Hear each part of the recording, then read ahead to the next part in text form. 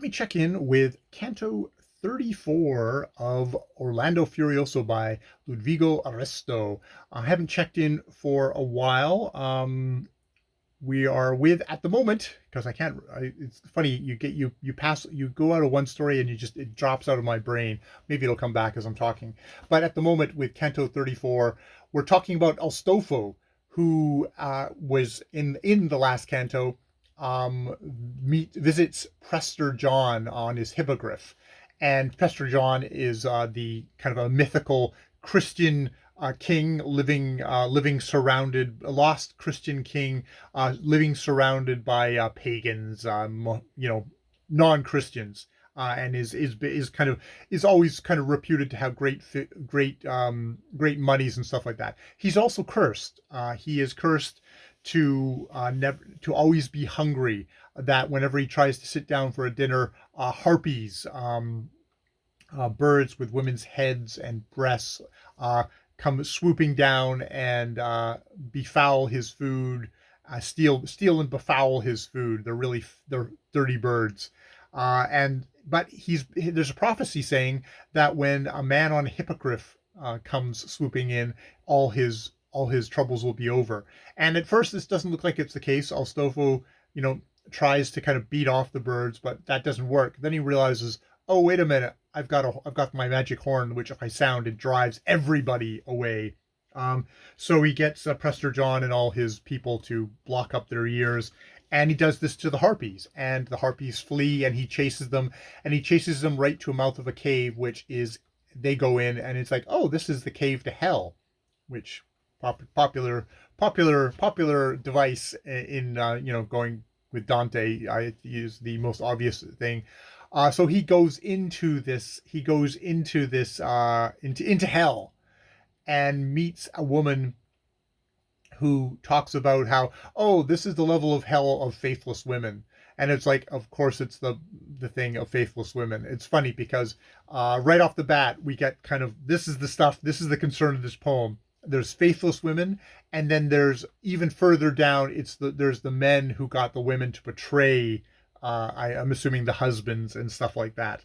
So that's interesting. But we get this woman's story of how she was faithless or not. She betrayed a good knight. In this case, it's Alcelses. Oh God, I don't know how to pronounce his name. I just kind of mumbled my way through it. Alcestes, Alcestes, Alcestes. Alcestes. And this was a great knight who worked for her and her father, and did great battles. And so and her father was very calculating, never did a battle where she knew he couldn't win. They win a whole bunch of stuff, and the king, the knight goes. The king says, like, I'd like to marry your daughter, for all this. And he's like, no, I want to marry her to someone, a high muckety muck, not to some soldier, even if you are well famed. And he goes, okay. And he goes off and he joins their enemy, the an Armenian king, which him leading them. He lays waste to the kingdom, so they only have one castle left. The king is now the king, her father, is now desperate, sends her out to negotiate.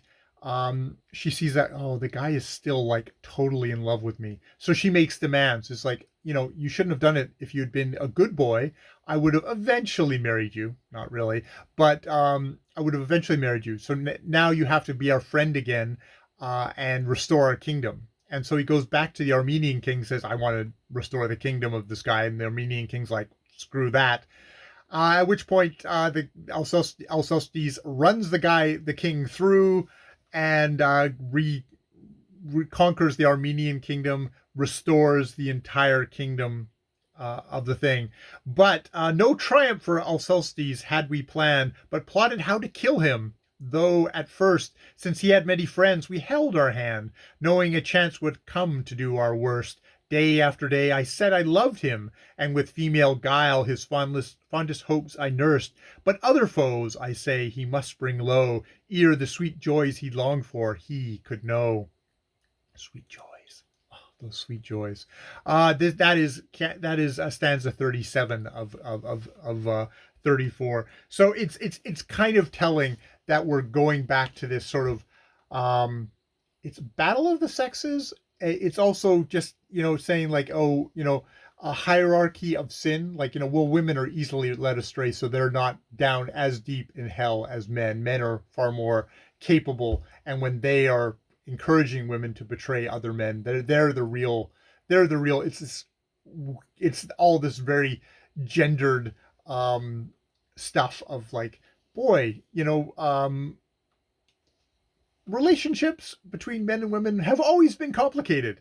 And that's not even to say, straight people have always been fucked up.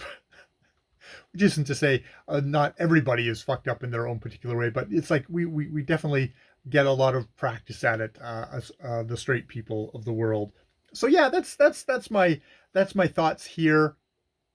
Oh God, I can't even remember where I am with the other. There wasn't anything that I felt like I was like, oh, this is interesting thematic stuff that I wanted to stop. So I figured I just stop when I get like, oh, that's a high point for me and something I'm like, oh, I noticed. So that's when I try and stop and talk about this stuff, and then we'll let it go on until something else comes up. I find I hit real chunky bits where it's like, oh, there's lots of stuff I want here that I'm interested in, and then we'll get big battle parts, which I'm just like, okay, yeah, get through it, get through it, get through it. I think actually my last check-in was very much that. It was a big check-in for a whole kind of history thing. Oh, actually, at the very beginning, this of Canto 34.